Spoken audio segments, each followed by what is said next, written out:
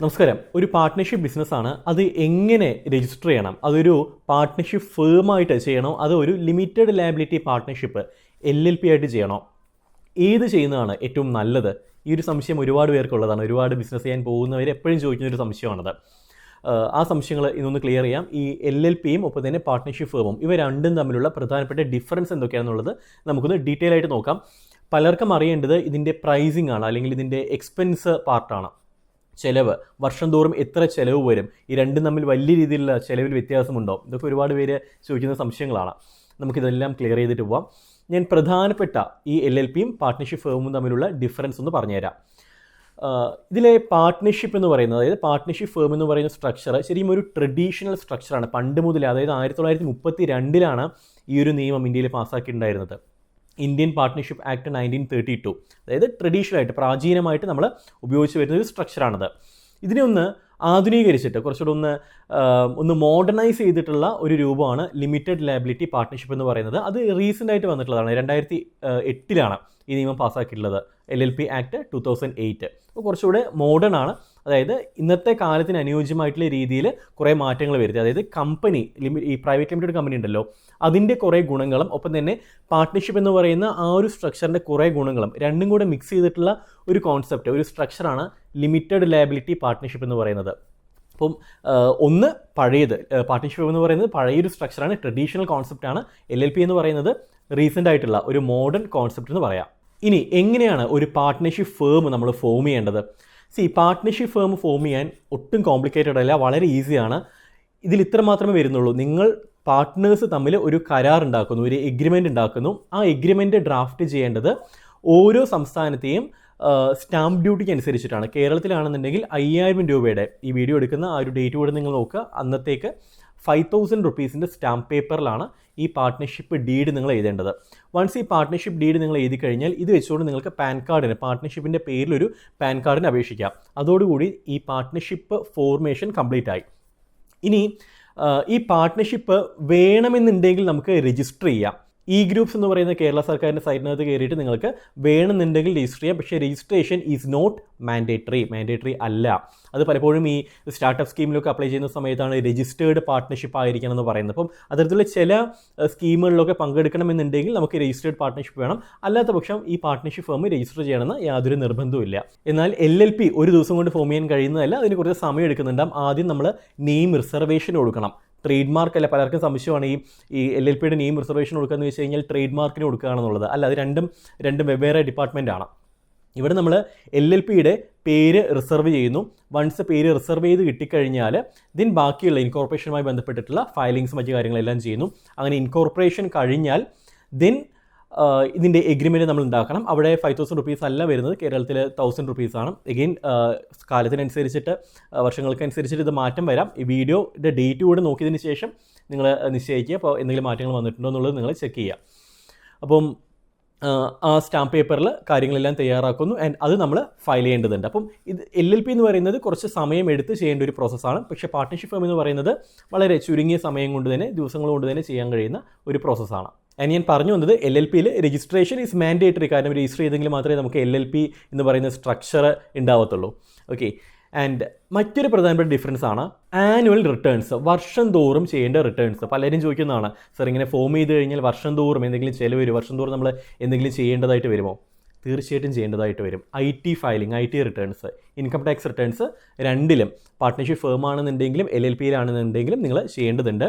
എന്നാൽ ROC filing, registrar of companies filing, partnership ഫേമിൽ ചെയ്യേണ്ടതില്ല. എന്നാൽ LLP, ലിമിറ്റഡ് ലയബിലിറ്റി പാർട്ട്ണർഷിപ്പിൽ നിർബന്ധമായിട്ടും അത് ചെയ്യേണ്ടതുണ്ട്. ചെയ്തില്ല എന്നുണ്ടെങ്കിൽ പെനാൽറ്റി വരുന്നുണ്ടാവും. ഓക്കെ, അപ്പോൾ അത് നിങ്ങൾ പ്രത്യേകം ഓർക്കുക.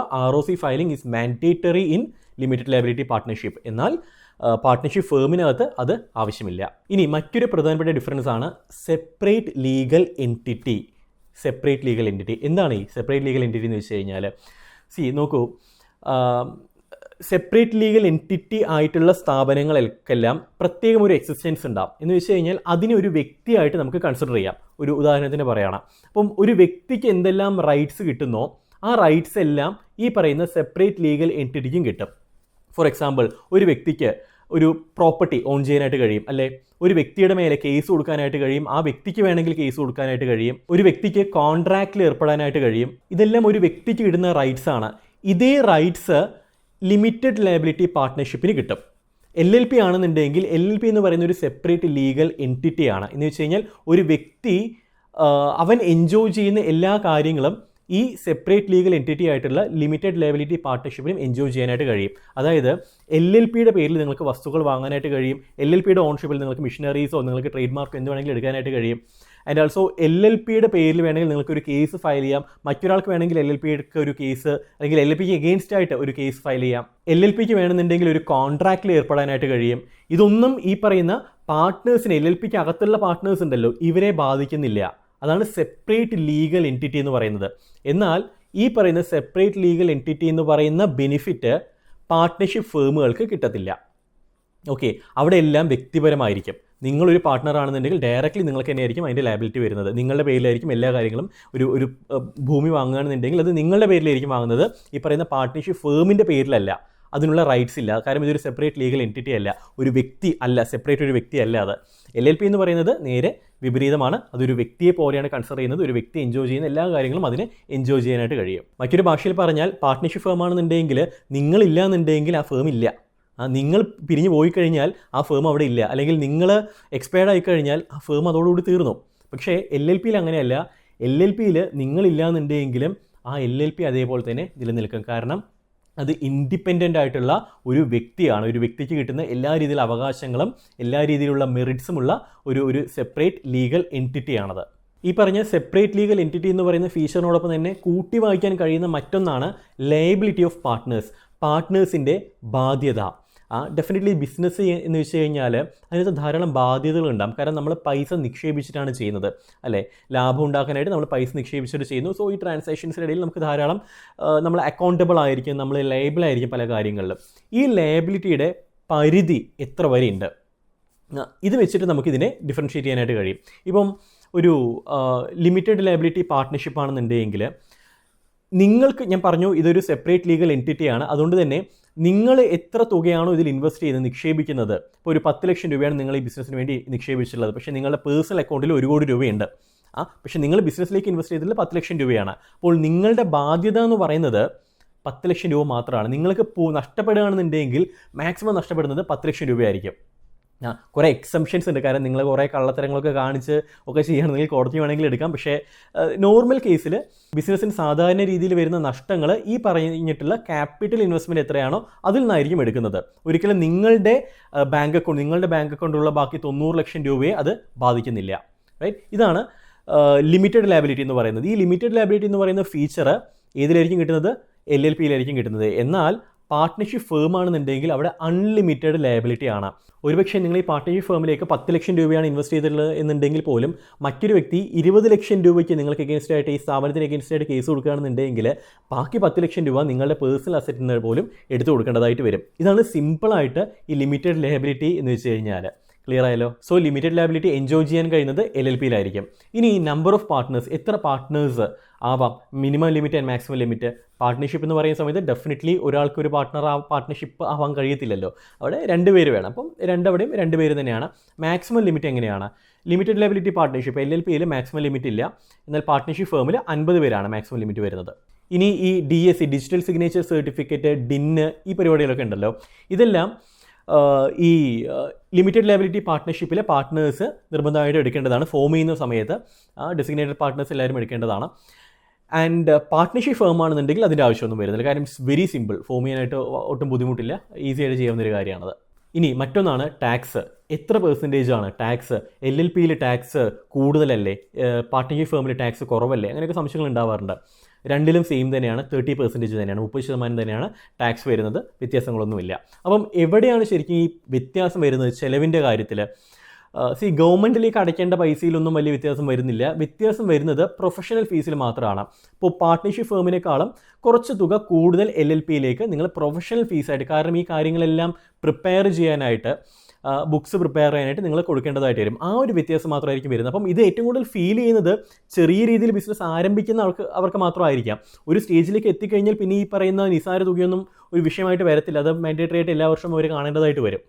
അപ്പോൾ ഒരു സ്റ്റേജിൽ എത്തിയിട്ടുള്ള ബിസിനസ്സുകളെ സംബന്ധിച്ചിടത്തോളം ഈ പറയുന്ന പാർട്ട്ണർഷിപ്പ് ഫേമും LLPയും തമ്മിൽ ഫൈനാൻസിൻ്റെ കാര്യത്തിൽ യാതൊരു വ്യത്യാസവും വരുന്നില്ല. അവർക്ക് ഏറ്റവും ഉചിതം എന്ന് പറയുന്നത് ലിമിറ്റഡ് ലയബിലിറ്റി പാർട്ട്ണർഷിപ്പ് തന്നെ ആയിരിക്കും. പക്ഷേ സ്റ്റാർട്ടിംഗ് ബിസിനസ്സിനെ സംബന്ധിച്ചിടത്തോളം ഒരുപക്ഷെ ചെറിയൊരു ഡിഫറൻസ്, വളരെ ചെറിയ എമൗണ്ട് ആയിരിക്കാം വരുന്നത്. അത് ഞാൻ എത്ര എമൗണ്ട് എന്ന് പറയുന്നില്ല, കാരണം ദാറ്റ് ഡിപ്പെൻഡ്സ്. ഓരോ ചാർട്ടേഡ് അക്കൗണ്ടിനും ഓരോ രീതിയിലാണ് ചാർജ് ചെയ്യുന്നുള്ളത് കൊണ്ട് തന്നെ.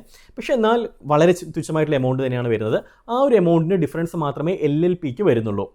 അപ്പം നിങ്ങൾ ഏത് വേണമെന്നുള്ളത് നിങ്ങളുടെ ഇഷ്ടമാണ്. നിങ്ങൾക്ക് ഏത് വേണമെങ്കിലും ചൂസ് ചെയ്യാം. ഒന്നില്ലെങ്കിൽ LLP ആക്കാം, അല്ലെങ്കിൽ പാർട്ട്ണർഷിപ്പ് ഫേം ആക്കാം. പക്ഷേ ഈ ഡിഫറൻസ് ഞാൻ പറഞ്ഞല്ലോ, ഇതെല്ലാം ഒന്ന് നോക്കിയതിന് ശേഷം നിങ്ങൾക്ക് ഏതാണ് നല്ലതെന്ന് തോന്നുന്നത് അത് നിങ്ങൾ രജിസ്റ്റർ ചെയ്യുക എന്നുള്ളതാണ്. പിന്നെ പ്രധാനപ്പെട്ട കുറേ മിസ്ലേനിയസ് ആയിട്ടുള്ള ഡിഫറൻസസ് ഉണ്ട്. അപ്പോൾ അതിലൊന്ന് പറയുകയാണെന്നുണ്ടെങ്കിൽ വൺസ് LLP ഫോം ചെയ്ത് കഴിഞ്ഞാൽ ഇതെല്ലാം പബ്ലിക് ഡാറ്റയാണ്. അതിനകത്തുള്ള പാർട്ട്നേഴ്സ് ആരൊക്കെയാണെന്നുള്ളത് പബ്ലിക്കലി അറിയാനായിട്ട് കഴിയും. MCയുടെ സൈറ്റിനകത്ത് കയറി കഴിഞ്ഞാൽ അത് അറിയാനായിട്ട് കഴിയും. മാത്രമല്ല വൺസ് LLP ഫോം ചെയ്ത് കഴിഞ്ഞാൽ നിങ്ങളുടെ സ്ഥാപനത്തിൻ്റെ പേര് ജസ്റ്റ് ഗൂഗിൾ അടിച്ചു കൊടുത്തു കഴിഞ്ഞാൽ തന്നെ പല തേർഡ് പാർട്ടി സൈറ്റ്സിനകത്തും നിങ്ങളുടെ സ്ഥാപനത്തിൻ്റെ ഡീറ്റെയിൽസ് അതിനകത്ത് കാണാനായിട്ട് കഴിയും. സോ അതുകൊണ്ട് തന്നെ SEO, സെർച്ച് എഞ്ചിൻ ഒപ്റ്റിമൈസേഷൻ, കുറച്ചുകൂടെ കൂടുതലായിട്ട് ടെക്നിക്കലുള്ള കാര്യങ്ങളാണ് പറയുന്നത്. കുറച്ച് കൂടുതലായിട്ട് ഈ പറയുന്ന LLPക്ക് പോസിബിൾ ആകും. അതുപോലെ തന്നെ കൗണ്ടർ ഫീറ്റ് ബ്രാൻഡ്സ് ഇറങ്ങാനായിട്ടുള്ള പോസിബിലിറ്റി വളരെ കുറവാണ്. കാരണം LLPയിലെ ഒരു പേര് കിട്ടുന്നത്, നിങ്ങളൊരു പേര് LLP ആയിട്ട് ഫോം ചെയ്യുന്ന സമയത്ത് ബാക്കി എല്ലാം ചെക്ക് ചെയ്തതിന് ശേഷം അവർ നമുക്ക് മാത്രം ആ പേര് യൂസ് ചെയ്യാനായിട്ടുള്ള റൈറ്റ്സ് ആണ് തരുന്നത്.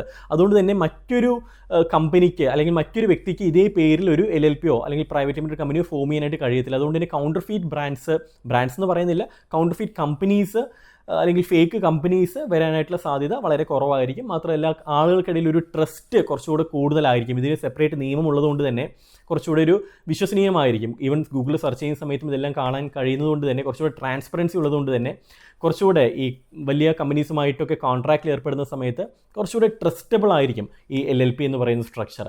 അപ്പോൾ ഇത്രയും കാര്യങ്ങൾ മനസ്സിലായാലും അപ്പോൾ നിങ്ങൾക്ക് കമ്പനി ഫോം ചെയ്യണമെന്നുണ്ടെങ്കിൽ ഡെഫിനറ്റ്ലി നമ്മളെ കണക്ട് ചെയ്യാവുന്നതാണ്. എല്ലാ രീതിയിലുള്ള സഹായങ്ങളും ചെയ്തു തരാം. മറ്റൊരു വിഷയമായിട്ട് കാണാം. അതുവരെ സുജുരാജൻ സൈനിങ് ഓഫ്. Good bye.